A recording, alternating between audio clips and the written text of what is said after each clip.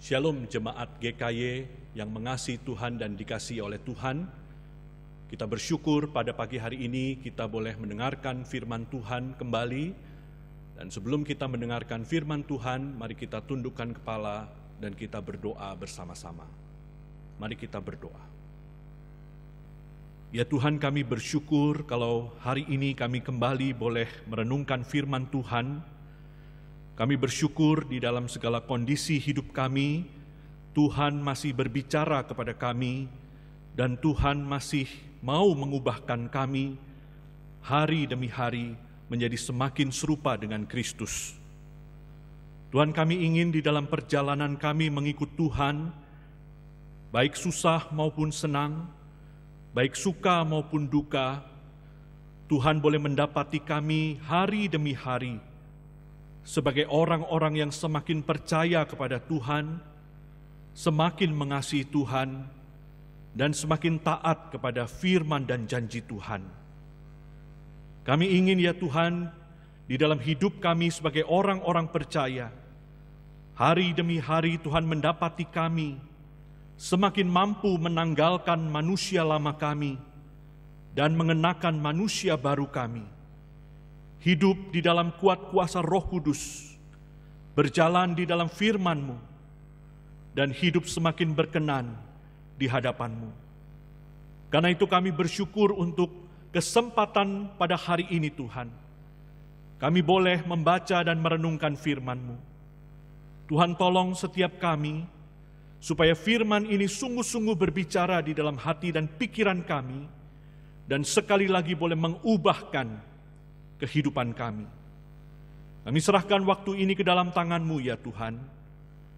Di dalam nama Tuhan kami Yesus Kristus, kami berdoa dan mengucap syukur. Amin. Jemaat sekalian, pembacaan Alkitab yang akan kita renungkan pada hari ini terambil dari Keluaran pasal ke-15 ayat yang ke-22 hingga Keluaran 16 ayat yang ketiga. Keluaran 15 ayat yang ke-22 hingga 16 sampai ayat yang ketiga. Saya akan membacakan bagi kita sekalian. Demikian firman Tuhan. Musa menyuruh orang Israel berangkat dari Laut Teberau, lalu mereka pergi ke padang gurun Syur. 3 hari lamanya mereka berjalan di padang gurun itu dengan tidak mendapat air. Sampailah mereka ke Mara, tetapi mereka tidak dapat meminum air yang di Mara itu karena pahit rasanya. Itulah sebabnya dinamai orang tempat itu Mara. Lalu bersungut-sungutlah bangsa itu kepada Musa, kata mereka, "Apakah yang akan kami minum?" Musa berseru-seru kepada Tuhan, dan Tuhan menunjukkan kepadanya sepotong kayu. Musa melemparkan kayu itu ke dalam air, lalu air itu menjadi manis. Di sanalah diberikan Tuhan ketetapan-ketetapan dan peraturan-peraturan kepada mereka, dan di sanalah Tuhan mencoba mereka, firman-Nya. Jika kamu sungguh-sungguh mendengarkan suara Tuhan Allahmu, dan melakukan apa yang benar di matanya, dan memasang telingamu kepada perintah-perintahnya, dan tetap mengikuti segala ketetapannya, maka aku tidak akan menimpakan kepadamu penyakit manapun yang telah kutimpakan kepada orang Mesir, sebab aku Tuhanlah yang menyembuhkan engkau. Sesudah itu sampailah mereka di Elim. Di sana ada 12 mata air dan 70 pohon korma. Lalu berkemahlah mereka di sana di tepi air itu. Setelah mereka berangkat dari Elim, tibalah segenap jemaah Israel di padang gurun Sin yang terletak di antara Elim dan Gunung Sinai pada hari yang ke-15 bulan yang kedua sejak mereka keluar dari tanah Mesir. Di padang gurun itu bersungut-sungutlah segenap jemaah Israel kepada Musa dan Harun, dan berkata kepada mereka, "Ah, kalau kami mati tadinya di tanah Mesir oleh tangan Tuhan ketika kami duduk menghadapi kuali berisi daging dan makan roti sampai kenyang. Sebab kamu membawa kami keluar ke padang gurun ini untuk membunuh seluruh jemaah ini dengan kelaparan. Demikian firman Tuhan bagi setiap kita pada hari ini. Bapak Ibu Saudara sekalian, salah satu cara untuk mengukur kedewasaan rohani seseorang adalah dengan melihat bagaimana sikap orang tersebut, bagaimana attitude orang tersebut ketika ia menghadapi situasi yang tidak menyenangkan dan ketika ia menghadapi kondisi yang tidak nyaman atau tidak ideal. Orang sering mengatakan crisis reveals the true character. Krisis menyingkapkan kepada kita karakter seseorang yang sesungguhnya. Krisis menunjukkan kepada kita seperti apa orang itu sesungguhnya. Dan dari krisis itulah kita bisa menilai tingkat kedewasaan, tingkat kematangan iman seseorang. Dan bagian yang kita baca ini, saudara sekalian, di dalam Keluaran pasal 15 dan 16 tadi, menggambarkan sebuah krisis iman yang dihadapi oleh orang Israel ketika mereka menghadapi situasi yang tidak menyenangkan, situasi yang tidak enak. Setelah 3 hari lamanya mereka berjalan di padang gurun Syur, dicatat oleh Alkitab bahwa mereka tidak mendapatkan air. Lalu mereka sampai di tempat yang bernama Mara.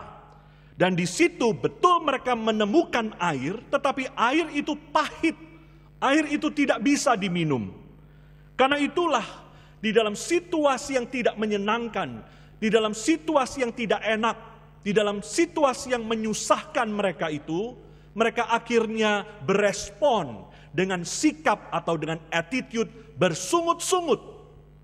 Keluaran pasal 15 ayat 24 tadi mencatat, lalu bersungut-sungutlah bangsa itu kepada Musa. The people complain. Mereka bersungut-sungut. Itulah sikap mereka. Itulah respons mereka. Itulah tanda dari satu sikap dan karakter yang tersingkap ketika mereka menghadapi krisis. Dan menarik di sini saudara sekalian, bahwa mereka bersungut-sungut karena apa? Mereka bersungut-sungut karena masalah air. Pertama-tama karena tidak adanya air, lalu karena ada air tetapi air itu pahit, tidak bisa diminum. Dan menarik bahwa Allah kemudian menjawab, meresponi sungut-sungut mereka itu dengan memberikan air, dengan memberikan air yang manis. Musa kemudian disuruh oleh Tuhan melemparkan kayu ke dalam air dan air itu kemudian menjadi manis. Lalu Tuhan juga kemudian membawa mereka ke Elim dan di Elim itu mereka mendapatkan 12 mata air dan 70 pohon korma.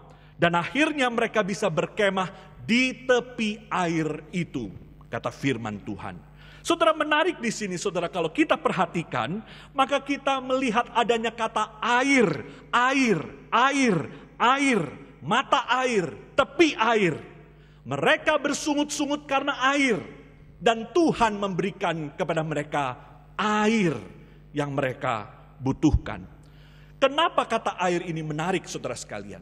Karena hal ini adalah sebuah ironi yang besar. Kenapa? Karena kalau kita melihat pasal-pasal sebelumnya, tepat sebelum bagian yang tadi kita baca, sebetulnya bangsa Israel, orang-orang Israel baru saja dikeluarkan oleh Allah dari tanah Mesir, dan mereka baru saja dipimpin oleh Allah menyeberangi Laut Teberau. Saudara, di sini menarik, karena Allah baru saja mendemonstrasikan bahwa Allah berkuasa bukan saja atas air, tetapi berkuasa atas air Laut Teberau yang begitu besar. Bahkan Allah berkuasa atas seluruh alam semesta. Allah yang mampu, yang sanggup dan berkuasa menjatuhkan tulah kepada bangsa Mesir. Air menjadi darah, air sungai Nil menjadi darah. adalah Allah yang sama, yang mampu dan sanggup berkuasa menguasai Laut Teberau, sehingga laut itu dengan kuasa dari Allah terbelah. Dan kemudian bangsa Israel bisa menyeberangi laut itu di atas tanah yang kering. Mereka bisa selamat dari kejaran bangsa dan tentara Mesir yang mengejar mereka. Saudara sekalian, bukankah ini sebuah mujizat yang luar biasa? Allah yang berkuasa atas alam semesta, berkuasa atas air Laut Teberau, dan Allah sanggup menyeberangkan bangsa Israel sampai di seberang dengan selamat. Mereka semua selamat dari air yang begitu besar, air Laut Teberau yang sudah mereka seberangi. Tetapi kemudian mereka bersungut-sungut. Ini sebuah ironi, bukan? Ketika mereka akhirnya berhasil dengan kuat kuasa dari Allah menyeberangi laut itu, apa respon mereka? Dicatat di dalam pasal 15, mereka kemudian percaya kepada Tuhan. Keluaran 14 ayat 31 mengatakan, ketika Israel melihat perbuatan Tuhan yang besar itu, maka takutlah bangsa itu kepada Tuhan, lalu mereka percaya kepada Tuhan dan percaya kepada Musa, hamba Tuhan itu. Dan mereka kemudian menaikkan puji-pujian, mereka bernyanyi, mereka menari, mereka memainkan musik, mereka bersorak-sorai di dalam nyanyian mereka. Karena Tuhan sudah menyelamatkan mereka dari air Laut Teberau dan juga menyelamatkan mereka dari tentara Mesir. Mereka bernyanyi, bersorak-sorak, bersorak-sorai. Tetapi dalam waktu yang sangat cepat, sorak-sorai itu kemudian berubah menjadi sungut-sungut. Hanya di dalam waktu 3 hari, di dalam perjalanan mereka, ketika mereka tidak menemukan air, mereka segera lupa bahwa mereka punya Allah yang mampu dan yang berkuasa atas segala alam semesta dan sudah membuktikan kuasanya dengan menyeberangkan mereka dari Laut Teberau itu. Saudara, ketika mereka melihat air, mereka lupa bahwa Allah pernah melakukan hal yang besar berhubungan dengan air di dalam hidup mereka. Ironis, bukan? Dan di dalam kehidupan kita, saudara-saudara, bukankah seringkali kita juga seperti itu? Ketika masalah datang, ketika pergumulan datang, ketika tantangan datang di dalam hidup kita, kita langsung berespon dengan bersungut-sungut. Kita komplain, kita marah kepada Tuhan. Kita melihat situasi hidup kita yang tidak enak, tidak menyenangkan, kemudian kita teriak dan kita kemudian ngomel sama Tuhan, kita komplain kepada Tuhan, tetapi kita lupa bahwa di masa lampau Tuhan sudah menunjukkan kesabarannya, kuasanya, kedaulatannya dan kebaikannya, menyelamatkan kita dari berbagai-bagai pergumulan kita di masa lampau. Bahkan mungkin bukan masa lampau yang jauh. Bahkan masa lampau yang mungkin baru 3 hari yang lalu atau 4 hari yang lalu atau 5 hari yang lalu. Kita sebagai manusia cenderung cepat sekali melupakan kebaikan Tuhan, kuasa Tuhan, kedaulatan Tuhan yang sudah menolong kita, menyelamatkan kita, mengeluarkan kita dari pergumulan besar maupun kecil. Maka pada hari ini, pada kesempatan ini, mari kita kembali merefleksikan kebaikan Tuhan, kedaulatan Tuhan, kuasa Tuhan yang sudah pernah kita alami di dalam hidup kita. Supaya kita tidak cepat-cepat berespon dengan bersungut-sungut, supaya kita tidak cepat-cepat berespon dengan rasa kecewa, rasa marah, ngomel, komplain kepada Tuhan. Mari kita mengingat kembali. Jangan kita cepat-cepat melupakan kebaikan dan kuasa Tuhan yang sudah pernah kita alami di dalam hidup kita. Saudara-saudara, kemudian pasal ke-16 tadi mencatat bagaimana setelah dari Elim, orang Israel kemudian berjalan kembali. Tuhan memimpin mereka berjalan sampai mereka tiba di padang gurun Sin. Dan dicatat oleh Alkitab, pada waktu itu sudah hari ke-15 bulan yang kedua. Artinya mereka sudah berjalan sejak mereka keluar dari tanah Mesir kurang lebih 1 bulan. Mungkin persediaan makanan sudah mulai menipis. Mungkin mereka sudah mulai lelah. Mereka sudah capek berjalan selama 1 bulan. Dan pada kondisi seperti itu, di padang gurun Sin, mereka mendapati bahwa mereka kekurangan makanan. Kalau tadi di pasal 15 mereka kekurangan air, kekurangan minuman, sekarang mereka diperhadapkan dengan situasi yang berbeda. Kekurangan bahan makanan. Mungkin tidak cukup apa yang bisa mereka makan. Dan di dalam kondisi seperti itu, saudara sekalian, kembali mereka bersungut-sungut. Tadi dikatakan di dalam pasal 16 ayat yang ketiga, mereka mengatakan, kalau kami mati tadinya di tanah Mesir oleh tangan Tuhan, ketika kami duduk menghadapi kuali berisi daging dan makan roti sampai kenyang. Sebab kamu membawa kami keluar ke padang gurun ini untuk membunuh seluruh jemaah ini dengan kelaparan. Ini adalah sungut-sungut mereka yang selanjutnya. Saudara sekalian, dari kehidupan bangsa Israel ini, kita bisa belajar dan kita bisa melihat simptom atau gejala dari fenomena bersungut-sungut.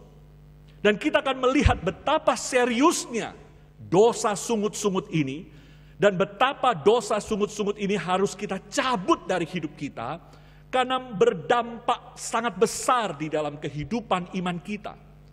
Kita bisa melihat di sini, melalui Keluaran pasal 16 ayat yang ketiga, bahwa sungut-sungut itu simptomnya adalah yang pertama, gejala sungut-sungut biasanya dipicu atau dicetus oleh sesuatu yang tidak enak, sesuatu yang tidak menyenangkan. Dalam hal ini tadi kita melihat dicetus oleh tidak adanya makanan. Di pasal 15 tadi dicetus atau dipicu oleh tidak adanya air. Memang sungut-sungut biasanya dipicu oleh sesuatu yang dari luar. Secara eksternal terjadi di dalam hidup kita. Keadaan-keadaan yang tidak ideal yang membuat kita kemudian bersungut-sungut.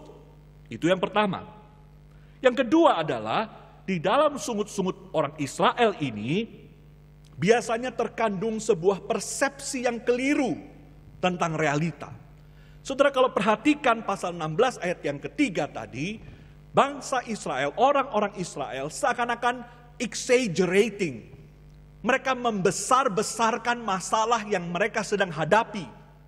Itulah salah satu simptom atau gejala dari dosa sungut-sungut. Kita cenderung membesar-besarkan masalah dan pergumulan yang kita hadapi. Dalam kasus orang Israel, mereka mengatakan di sini, di dalam kondisi mereka di padang gurun Sin, seakan-akan mereka akan mati kelaparan.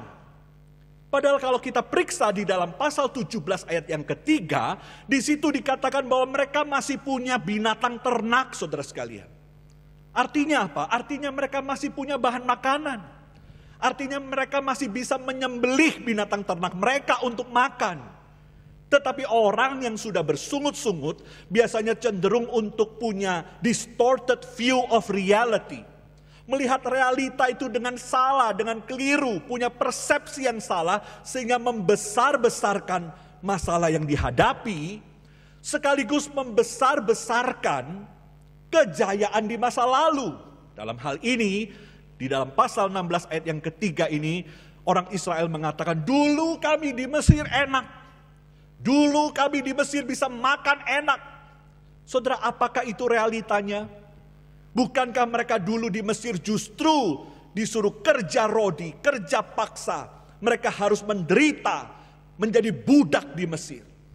Tetapi itulah ciri-ciri dari orang-orang yang bersungut-sungut. Biasanya mereka mempunyai distorted view of reality, keliru melihat realita, terlalu membesar-besarkan masalah yang ada saat ini, dan terlalu membesar-besarkan kondisi baik yang mereka pernah alami di masa lampau. Ini yang kedua. Gejala yang ketiga dari sungut-sungut, simptom dari sungut-sungut adalah Sungut-sungut ini merupakan hal yang serius karena bersifat contagious, menular. Sungut-sungut biasanya dimulai dengan kasak kusuk 1-2 orang, kemudian mulai melebar, meluas, menular kepada satu kelompok, dan pada akhirnya seluruh jemaah, dikatakan di dalam pasal 16 ayat 3 tadi, seluruh jemaah Israel, the whole congregation, akhirnya bersungut-sungut. Ini adalah sesuatu yang harus kita perhatikan. Sungut-sungut bersifat contagious, menular. Sehingga kalau kita tidak hati-hati, mulai dari kasak kusuk 1-2 orang, kemudian mulai satu kelompok, kemudian meluas, sehingga seluruh komunitas akhirnya mempunyai dosa bersungut-sungut. Keempat, saudara sekalian, sungut-sungut juga bahaya, karena sungut-sungut itu bersifat repetitif. Sungut-sungut itu berulang, menjadi pola, menjadi habit.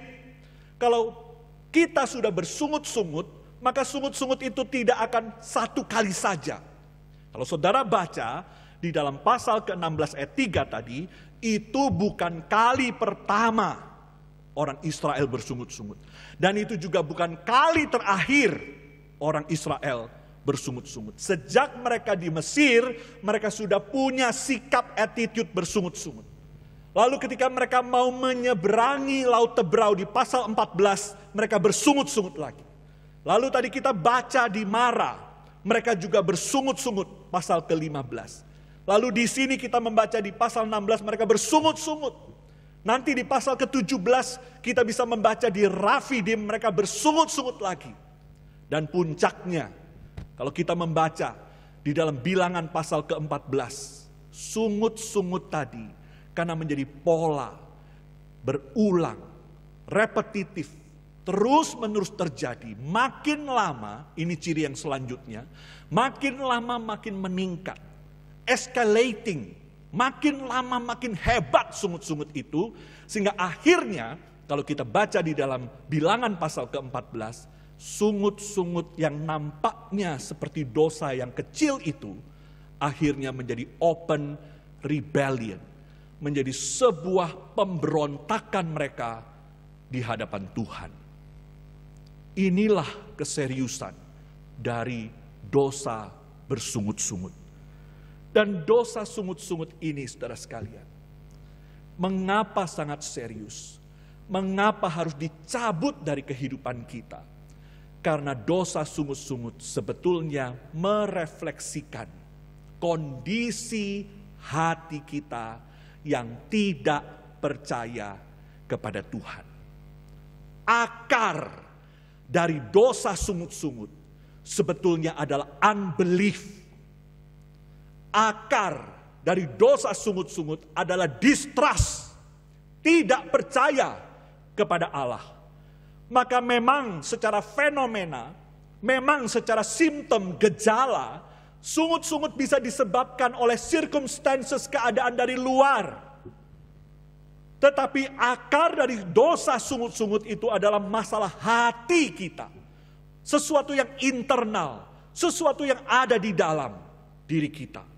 Maka seorang penafsir, saudara sekalian, mengatakan kalimat seperti ini. Our complaints are never caused by our outward circumstances. Komplain-komplain kita, sungut-sungut kita, keluhan-keluhan kita itu tidak pernah disebabkan oleh keadaan atau kondisi eksternal yang dari luar. Lalu dia mengatakan, they reveal inward condition of our heart.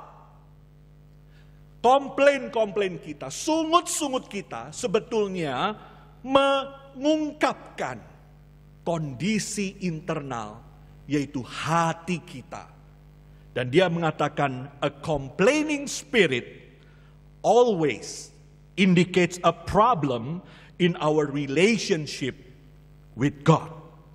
Spirit complaining, spirit bersungut-sungut, itu sebetulnya mengindikasikan adanya problem, adanya masalah di dalam hubungan kita dengan Tuhan.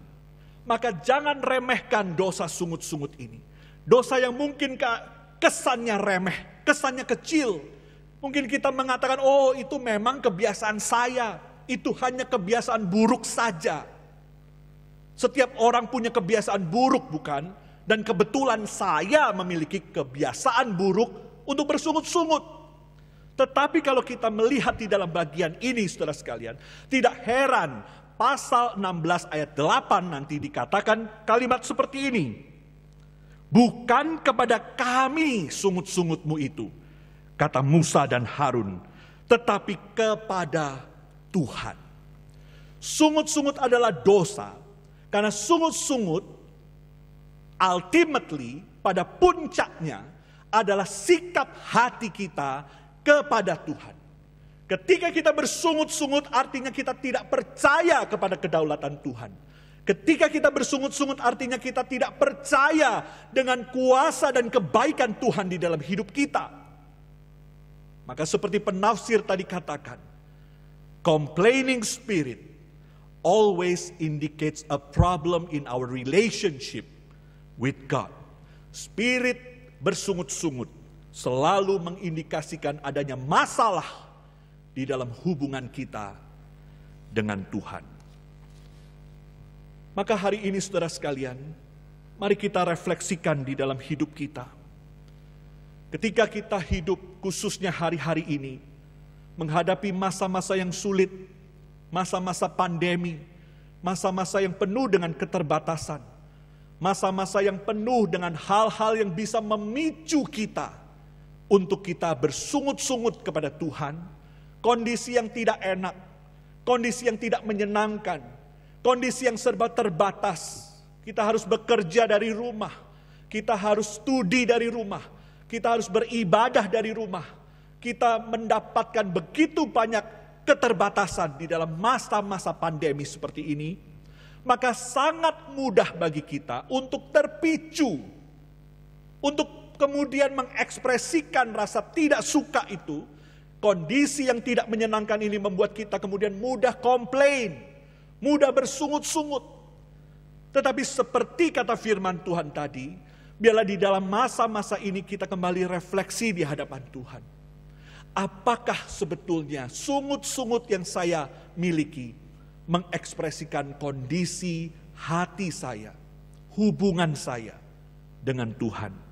Dan mari kita kemudian merefleksikan. Kalau hari ini kita penuh dengan sungut-sungut, sudahkah kita berpikir bagaimana sungut-sungut itu kemudian mempengaruhi hubungan kita dengan Tuhan, hubungan kita dengan diri kita sendiri, dan hubungan kita dengan orang lain? Dan maukah kita pada hari ini kembali bertobat, kembali kepada Tuhan, kembali memohon ampun kepada Tuhan kalau selama ini, khususnya di dalam masa-masa pandemi ini, hidup kita penuh dengan sungut-sungut. Kita melupakan kebaikan Tuhan.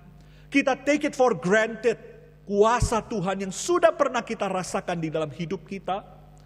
Dan mari kita belajar untuk menggantikan, mengubah sungut-sungut itu menjadi syukur di hadapan Tuhan. Saudara-saudara, ketika bangsa Israel bersungut-sungut lagi, apa yang Allah lakukan?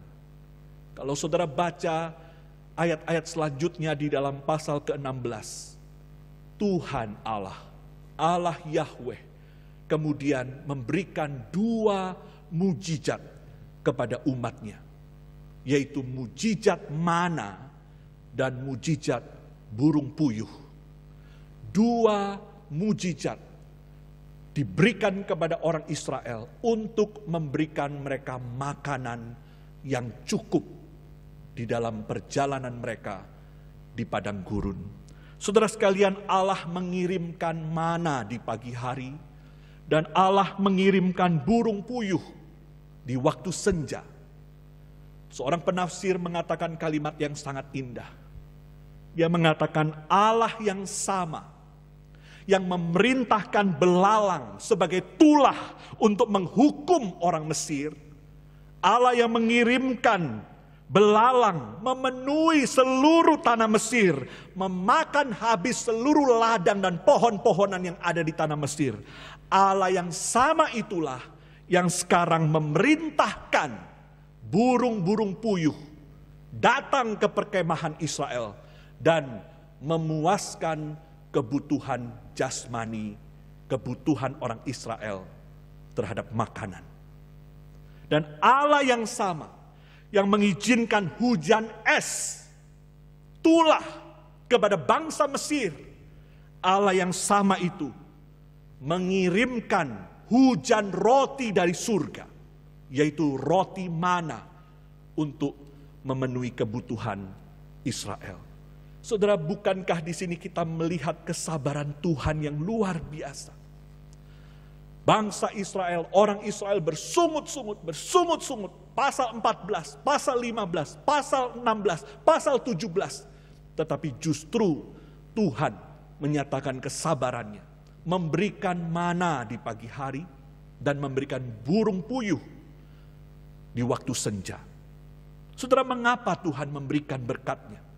Mengapa Tuhan melakukan dua mujizat besar ini bagi orang Israel? Tentu Tuhan memberikan makanan kepada mereka untuk memenuhi kebutuhan jasmani mereka, supaya mereka bisa makan dengan cukup. Tetapi ada tujuan yang lebih penting, saudara sekalian. Mengapa Allah memberikan kepada mereka mana dan burung puyuh? Saudara, kalau nanti melihat di dalam kitab Ulangan, di situ dicatat mereka diberikan mana oleh Tuhan. Untuk apa? Untuk merendahkan hati mereka, to humble them, dan untuk mengajar mereka, menguji mereka, to test them. Mana diberikan untuk memenuhi kebutuhan jasmani mereka, tetapi mana diberikan justru untuk menguji iman mereka dan untuk memurnikan iman mereka. Tuhan memberikan berkat-Nya bukan sekedar menjadi berkat bagi mereka, tetapi supaya berkat itu membuat iman mereka semakin dimurnikan di dalam perjalanan mereka mengikut Tuhan. Mereka sudah sekian lama ada di Mesir. Pola pikir dan attitude sikap hidup mereka sama seperti pola pikir dan sikap hidup orang Mesir. Dan sekarang Tuhan mau supaya mereka punya pola hidup dan cara hidup seperti seharusnya umat Allah itu. Maka Tuhan memberikan mana, Tuhan memberikan berkat supaya mereka dimurnikan iman mereka. Supaya mereka semakin percaya kepada Tuhan. Supaya mereka sadar bahwa Tuhan adalah Tuhan yang menyediakan apa yang mereka butuhkan. Supaya mereka terus bergantung kepada Tuhan dan bukan kepada diri mereka sendiri.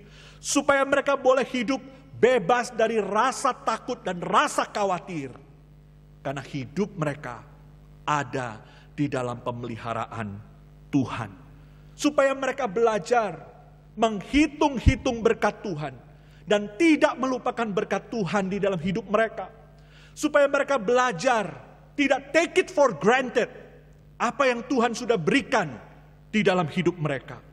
Dan saudara sekalian, mana ini diberikan? Dua mujizat tadi saya katakan diberikan. Burung puyuh dan mana. Diberikan untuk apa? Pada akhirnya untuk mengarahkan mereka kepada Allah Sang Pemberi berkat itu. Tuhan memberikan berkat-Nya supaya bangsa Israel boleh mengarahkan hidup mereka kepada Allah sendiri sebagai Sang Pemberi berkat. Allah adalah Allah yang menyediakan. Allah adalah Allah yang beranugerah. Allah adalah Allah yang mencukupkan segala kebutuhan mereka di dalam perjalanan mereka menuju ke tanah perjanjian. Allah membuktikan dirinya sebagai seorang gracious provider. Dia adalah pribadi yang penuh dengan anugerah dan dia menyediakan, memelihara umatnya di dalam perjalanan umatnya mengikut dia. Dan saudara sekalian, puncaknya mengapa ini diberikan? Supaya bangsa Israel terarah, mengarahkan mata rohani mereka kepada Sang Mesias yang suatu hari akan datang. Dan Mesias itulah yang menjadi perwujudan the gracious provider. Allah yang menyediakan apa yang paling dibutuhkan oleh umatnya. Saudara sekalian, Allah bukan saja menyediakan makanan dan minuman untuk kelangsungan hidup kita.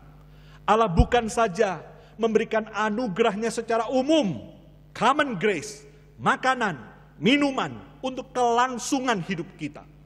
Tetapi Allah di dalam perjalanan sejarah keselamatan, pada akhirnya, pada puncaknya, memberikan kepada kita anaknya sendiri, yaitu Tuhan kita, Yesus Kristus. Allah bukan saja memenuhi kebutuhan jasmani kita, tetapi yang lebih penting dari itu, Allah memenuhi kebutuhan rohani kita yang paling dalam, yaitu keselamatan kita, supaya kita bisa kembali kepada Allah, bersekutu dengan Allah. Maka Allah memberikan dirinya sendiri. Allah bukan hanya memberikan mana dan burung puyuh, tetapi Allah memberikan dirinya sendiri. Allah bukan hanya memberikan air yang manis untuk diminum, tetapi Allah memberikan dirinya sendiri sebagai sumber air hidup bagi setiap manusia yang membutuhkannya. Karena itu ketika Yesus datang ke dalam dunia, kita bisa melihat, saudara sekalian, di dalam percakapan Yesus dengan orang Samaria, dengan wanita Samaria, di dalam Yohanes pasal keempat, di situ dikatakan, Yesus berkata kepada perempuan Samaria itu, Yohanes pasal yang keempat, ayat yang ke-13 dan 14.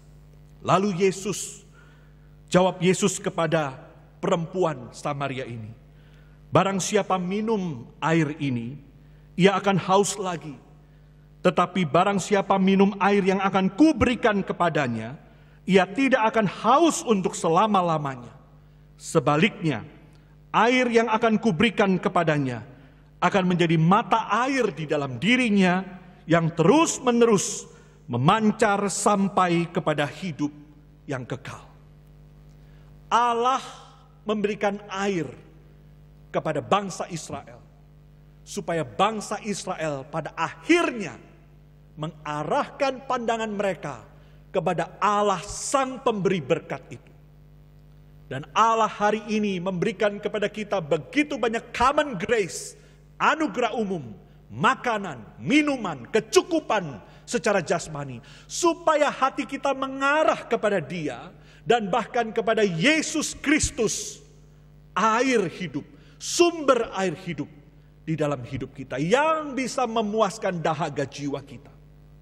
Dan di dalam Yohanes pasal yang ke-6, Yesus mengatakan kalimat seperti ini, ayat yang ke-51.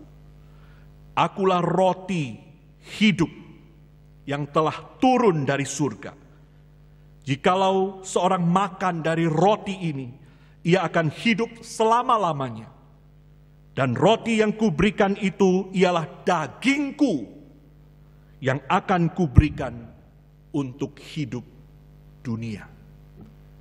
Allah memberikan kepada bangsa Israel mana dan burung puyuh. Tetapi yang lebih penting adalah Allah memberikan itu supaya hati dan mata rohani bangsa Israel tertuju kepada Allah, Sang Pemberi berkat.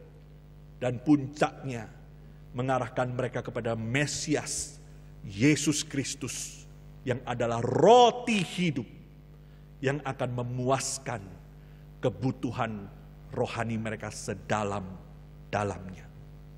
Dan kalau kita memiliki Allah yang seperti ini, kalau kita memiliki pribadi yang adalah gracious provider, Allah kita yang penuh dengan anugerah, Allah kita yang menyediakan yang terbaik untuk hidup kita, Allah kita yang senantiasa memelihara hidup kita, bukankah tidak ada alasan bagi kita untuk tidak bersyukur? Bukankah tidak ada alasan bagi kita untuk bersungut-sungut kepada Tuhan?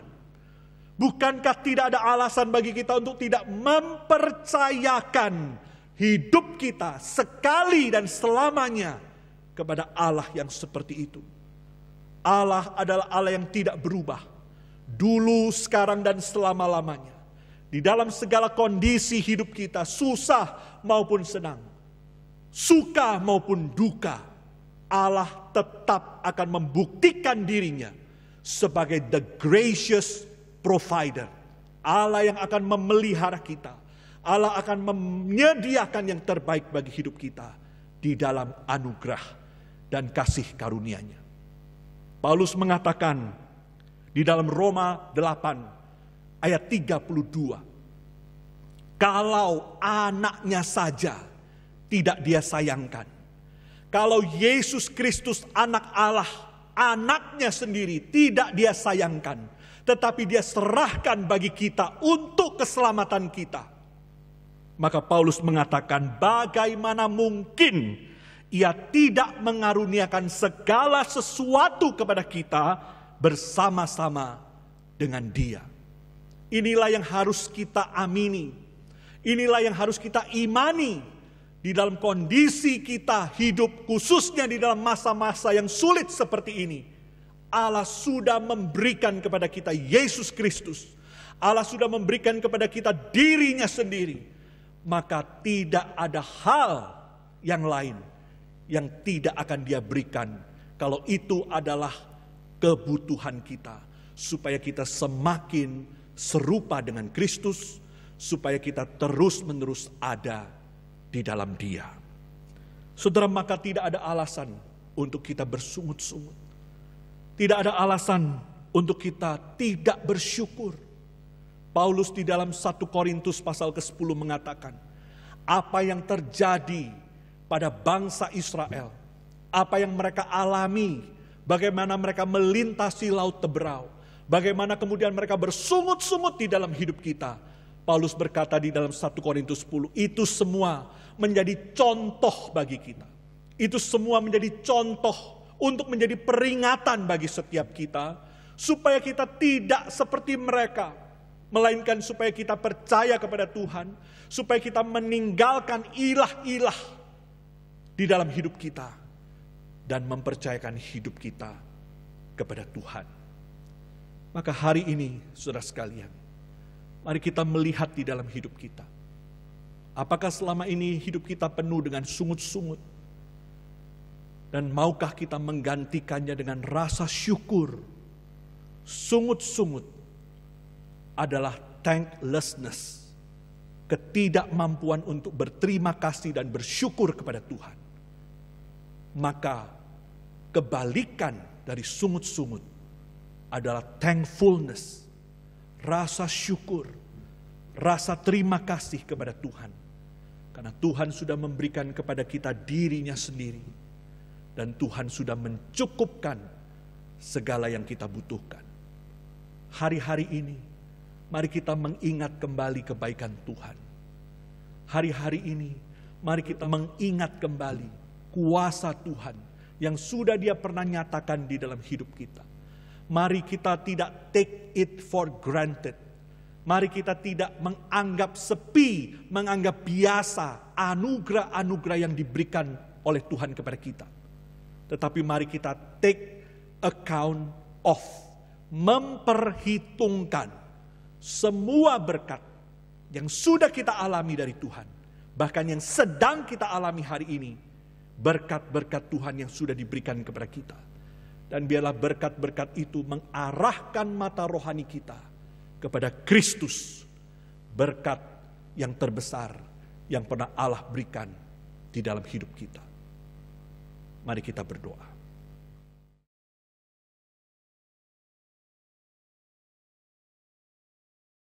Bapa, kami bersyukur untuk firman-Mu.